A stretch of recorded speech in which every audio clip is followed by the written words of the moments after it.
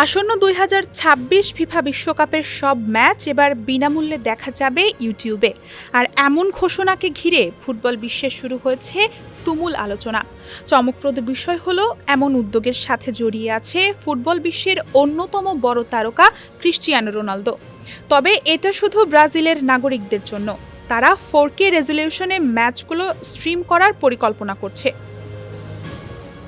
ভারত বাংলাদেশের ভক্ত সমর্থকরা ইউটিউব বা টুইচ চ্যানেল খুললেও সরাসরি সম্প্রচারকৃত ম্যাচগুলো দেখতে পারবেন না, কারণ ব্রাজিল ছাড়া অন্য অঞ্চলের জন্য এই চ্যানেল লক করা থাকবে।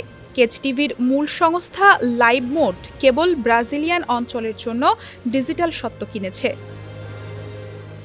আনুষ্ঠানিকভাবে ঘোষণা না এলেও জানা গেছে, ভারতে বিশ্বকাপ ম্যাচগুলোর সম্প্রচারের দৌড়ে এগিয়ে আছে জি তাদের স্পোর্টস চ্যানেল ও জি5 অ্যাপের মাধ্যমে ম্যাচ দেখাবে।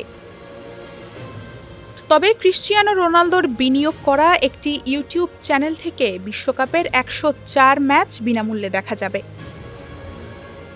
সৌদি প্রো লিগ চ্যাম্পিয়ন আল নাসরের রোনালদো সম্প্রতি Brazilian sports media company live mode এ বিনিয়োগ করেছেন।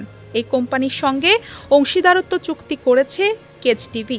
এই ইউটিউব প্ল্যাটফর্ম বিশ্বকাপের ম্যাচগুলো বিনামূল্যে সরাসরি সম্প্রচার করবে, কিন্তু এই সুবিধা পাবে শুধু ব্রাজিল।